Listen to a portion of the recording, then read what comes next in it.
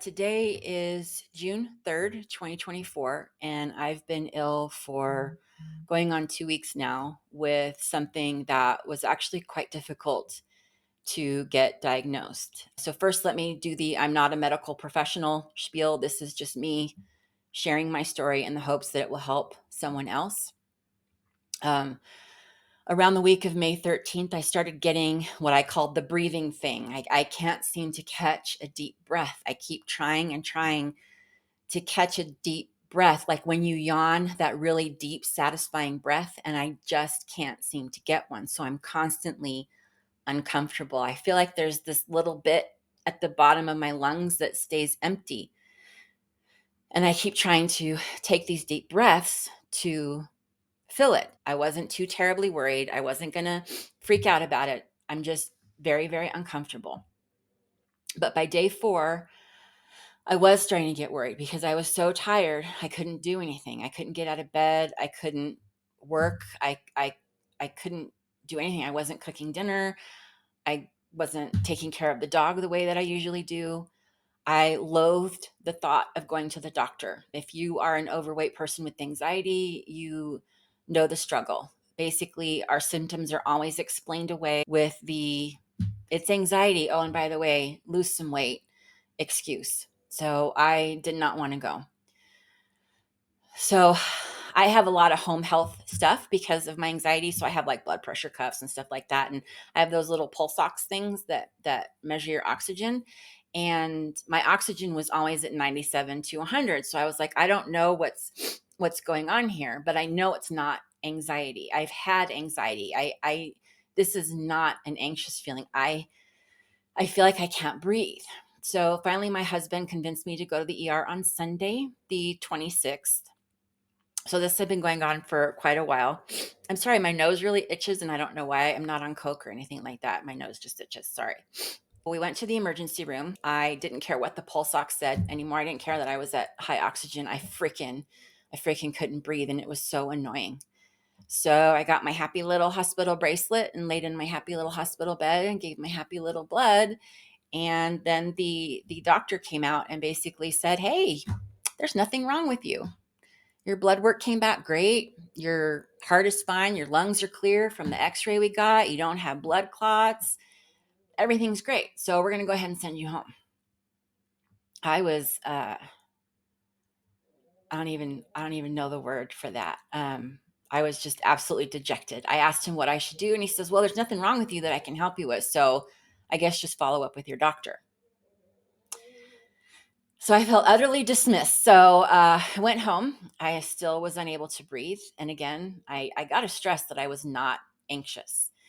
I tried to make an appointment online with my doctor. This was Sunday. And so I got on the portal. He didn't have anything available for a month.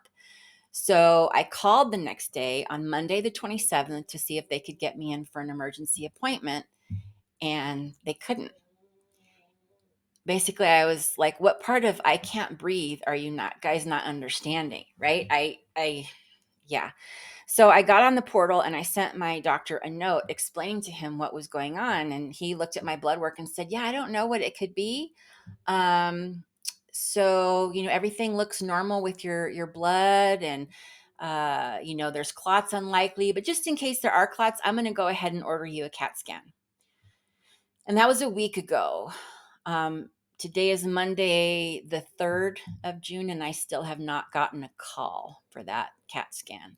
I've also sent notes and called my doctor to ask for that. And they said, "Oh, someone will call you. Someone will call you." Okay. No one has called me. Tuesday. Tuesday, I decided that I was going to call a brilliant alternative regenerative medicine nurse practitioner who also happens to be my sister. Now, I know you might be thinking to yourself, why didn't you call her first? And the reason why is several reasons. First of all, I don't want to feel like I'm a burden to her, or feel like I'm being a pain in the butt. So that's a whole other one of my issues that doesn't matter. Second of all, this is not her area of expertise. And third of all, and most importantly, I still am laid off. I'm 5 months now laid off from my job, and alternative medicine therapies are not covered by insurance. because they work. So she looked at the blood work that I already had at the ER, and she ordered a few more tests. And she actually has some blood work from me because I think I've mentioned in other videos that I get hormone replacement from her. I get the pellets. So we had some blood work that we had just done in December, that we could compare it to. So we had a lot of comparison stuff. So this was really great. She told me that this breathing thing that I'm doing is called air hunger. And sometimes this happens to people when their iron and ferritin levels are low. So by Wednesday, we found out that my iron and ferritin level saturation had plummeted 13% since December. So in about 6 months. And she explained to me that iron in our blood is like what's in our wallet, and the ferritin is like what's in your bank account. So in my mind, the ferritin kind of feeds the iron, and it's just kind of this cyclical thing. But I didn't have anything. I was completely depleted. It's called non-anemic iron deficiency. And I'll put that on here so you can look that up if you want to. It's actually quite common, especially with people that have had weight loss surgery, me, and for postmenopausal women, also me.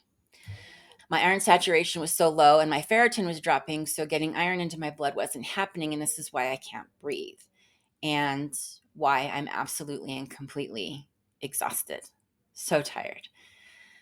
By Friday, I had already gotten in to have one of 6 weekly iron infusions. So I had my first iron infusion on Friday. And again, today's Monday the 3rd, and it's going to take a while to get everything built back up, but I'm already starting to feel a little bit better. The breathing thing isn't so dramatic. Like, I don't feel like I'm constantly trying to get a deep breath. Once in a while, I'm going for the deep breath. Once in a while, I get it. Once in a while, I don't. But I didn't get it that time. But it's not this annoying thing. So that's calmed down quite a bit. I'm still also really, really tired. But today I was able to actually get up and take a shower and make this video. And lately, I have not been able to get up out of bed. I haven't taken a shower. I haven't taken care of the dog. I haven't gone for walks. I haven't done anything because I was so tired. Now, I'm not going to lie. I'm exhausted after doing the 3 things that I did this morning. So I'm going to go right back to bed after this. But it's still progress in the right direction. Mostly, I feel really good that I'm not crazy, that this is not anxiety, that there is something actually wrong with me. And I'm so very grateful to my sister for listening to me and for busting her ass to figure out what could be wrong. Because at the time, I was just like, I don't even care anymore. I don't even care anymore. I was so tired and so sick. I just didn't even care anymore. I don't even know how to describe that feeling. So even though this wasn't her specialty, it feels amazing that she did this for me. So I just wanted to make this video to say that if you're feeling tired and you're feeling ill, absolutely get your thyroid checked. But what I found out is you need to specifically and proactively ask for your iron and your ferritin levels to be checked, because it's not a part of the regular testing that you do in your physical. I get a physical every year, and I get my blood work done twice a year because of the weight loss surgery. I need to make sure my levels are fine.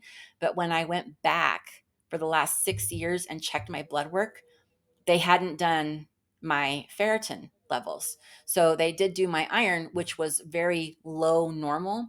I just wanted to make this quick video. I hope it reaches the right people that need to know this information. If you have any questions, please feel free to reach out. But thank you so much for hanging out with me today. I appreciate it. Take care.